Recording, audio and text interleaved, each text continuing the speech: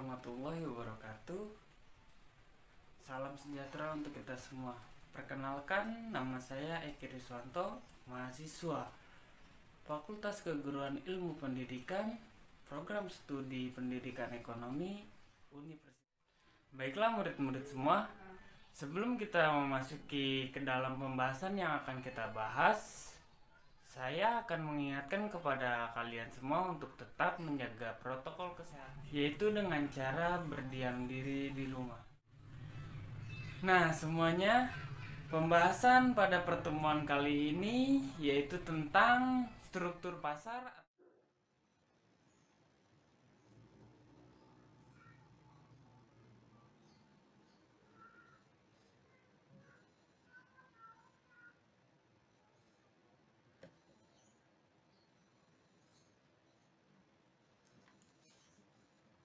Nah, pembahasan kita kali ini adalah struktur pasar.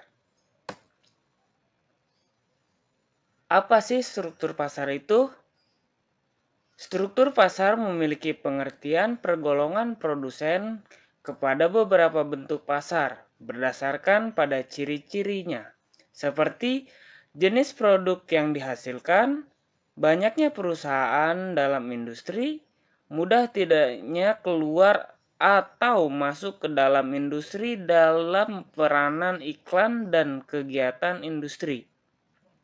Nah, kali ini ada dua struktur pasar yang akan kita bahas, yaitu pasar persaingan sempurna dan pasar persaingan tidak sempurna.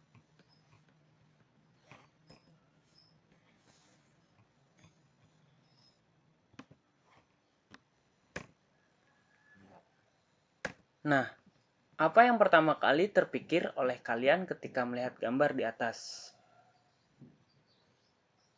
Ya, betul, pasar. Baiklah, pembahasan pasar yang pertama yaitu adalah pasar persaingan sempurna. Pasar persaingan sempurna adalah jenis pasar dengan jumlah penjual dan pembeli yang banyak dan produk yang dijual bersifat homogen. Persaingan akan terjadi apabila penjual dan pembeli memaksimumkan keuntungan dan kepuasan atas dasar harga-harga yang ditentukan oleh penawaran dan permintaan. Contoh produknya yaitu seperti beras, gandum, dan lain-lain. Adapun ciri-ciri pasar persaingan sempurna adalah pertama, jumlah penjual dan pembeli banyak. Yang kedua, barang yang dijual bersifat homogen. Yang ketiga, penjual bersifat mengambil harga atau price tag. Yang selanjutnya, posisi tawar konsumen kuat. Yang kelima, sulit memperoleh keuntungan di atas rata-rata. Yang ketujuh, sensitif terhadap perubahan harga. Yang kedelapan, mudah untuk masuk dan keluar dari dalam pasar tersebut. Nah, pasar persaingan ini yaitu di mana pasar yang jumlah pembeli dan penjual sama-sama banyak dan barang yang dijual pun bersifat homogen, yaitu masih banyak barang-barang yang penggantinya seperti itu. Nah, selanjutnya adalah pasar persaingan tidak sempurna. Pasar persaingan tidak sempurna adalah bisa juga disebut sebagai bentuk pasar yang kehilangan satu atau lebih ciri-ciri yang dimiliki oleh pasar persaingan sempurna. Karena dalam pasar persaingan tidak sempurna, peran dari pembeli dan penjual hilang. Mereka tidak memiliki keleluasaan untuk menetapkan atau menentukan harga suatu produk. Nah, jadi di sini perbedaan antara pasar persaingan sempurna dan pasar persaingan tidak sempurna hanya terdapat pada ciri-cirinya saja, yang mana pasar persaingan tidak sempurna hanya kehilangan satu atau lebih ciri-ciri yang dimiliki oleh pasar persaingan sempurna. Nah, adapun ciri-ciri pasar persaingan penjual yang ada sangatlah terbatas. Jumlah pembeli di dalamnya banyak. sulit untuk masuk ke dalam pasar karena banyak hambatan dan gangguan di dalamnya. Produk yang beredar di pasar yang dijual belikan bersifat homogen atau satu jenis saja, serta tidak produk pengganti atau substitusi. Yang terakhir dari ciri-ciri pasar persaingan tidak sempurna adalah pihak yang berkuasa bebas dan leluasa memainkan harga, dan pihak lain hanya bisa menuruti dan mengikuti ketetapan yang ada. Dalam pasar persaingan tidak sempurna, terdapat 5 bentuk pasar, yaitu pasar monopoli, pasar monopolistik, pasar oligopoli, pasar monopsoni, dan pasar oligopsoni. Selanjutnya kita akan membahas satu persatu bentuk pasar tersebut. Nah, pada bentuk pasar persaingan tidak sempurna, yang pertama kali akan kita bahas yaitu adalah pasar monopoli. Apa sih pasar monopoli? Bisa kalian lihat di gambar? Apakah sudah ada gambaran tentang pasar monopoli? Nah, pasar monopoli adalah kondisi di mana terdapat hanya ada satu penjual dan banyak pembeli dalam pasar. Penjual mempunyai kekuatan yang besar, dikenal oleh masyarakat yang luas, dan modal yang juga besar. Keberadaan modal yang besar menyulitkan kompetitor baru untuk memasuki pasar. Penjual biasanya akan menetapkan hak paten atau hak cipta, serta hak eksklusif terhadap produk dan meningkatkan kualitas melalui inovasi dalam memenuhi kebutuhan konsumen. Contoh penjual dalam pasar monopoli di Indonesia adalah PT PLN yang melayani dan menyediakan kebutuhan listrik masyarakat seluruh Indonesia.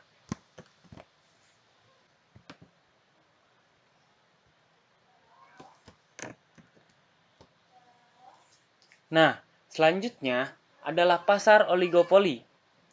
Apa sih itu pasar oligopoli? Nah, inilah bentuk produk yang dijual oleh pasar oligopoli, yaitu kendaraan.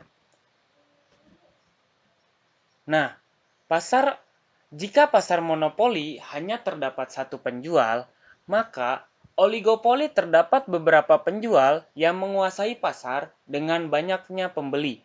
Kegiatan promosi masih diberlakukan untuk mengenalkan produk kepada masyarakat luas, serta bersaing dengan penjual lain. Persaingan yang terjadi pun cenderung sangat ketat. Bila terjadi penurunan harga oleh satu penjual, maka penjual lain akan terpengaruhi dan ikut menurunkan harga supaya sektor lain. Contoh penjual dalam dalam pasar oligopoli adalah perusahaan pembuat kendaraan.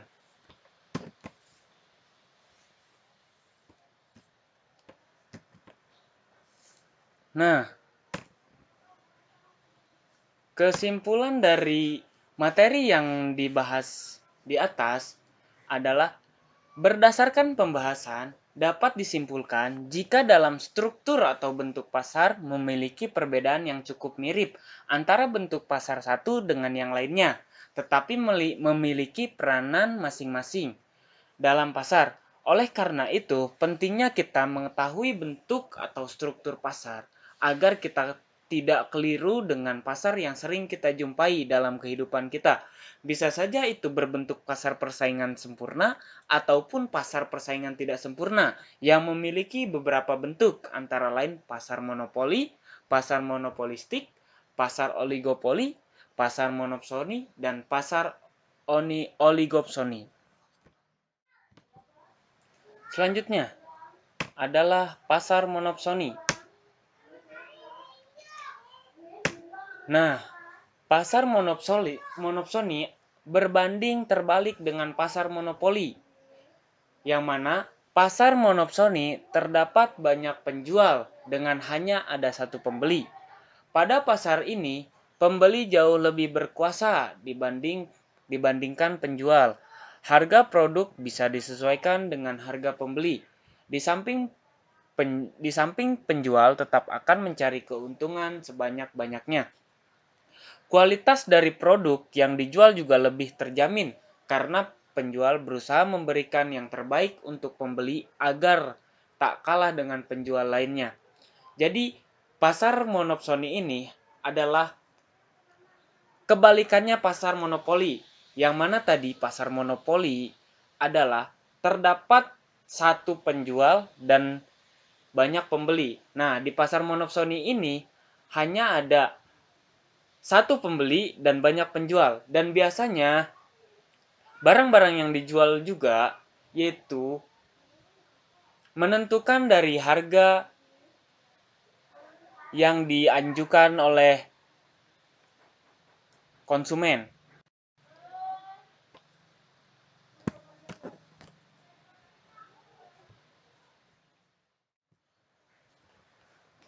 Nah, yang terakhir adalah pasar oligopsoni. Pasar oligopsoni terdiri dari banyaknya penjual dan beberapa pembeli, di mana pembeli akan mengolah produk untuk kemudian akan dijual kembali. Kebanyakan barang yang dijual dalam pasar ini merupakan barang mentah yang harus diolah terlebih dahulu untuk mendapatkan fungsi dan manfaatnya. Harga produk cenderung lebih stabil dan lebih ditentukan oleh pembeli, tetapi penjual tidak kehilangan dayanya atas menentukan harga. Nah, jadi kebanyakan barang-barang yang dijual di pasar oligopsoni ini adalah pasar-pasar yang mana hanya menjual barang-barang bahan baku saja, yaitu bahan mentah untuk kemudian diolah kembali oleh produsen, seperti itu.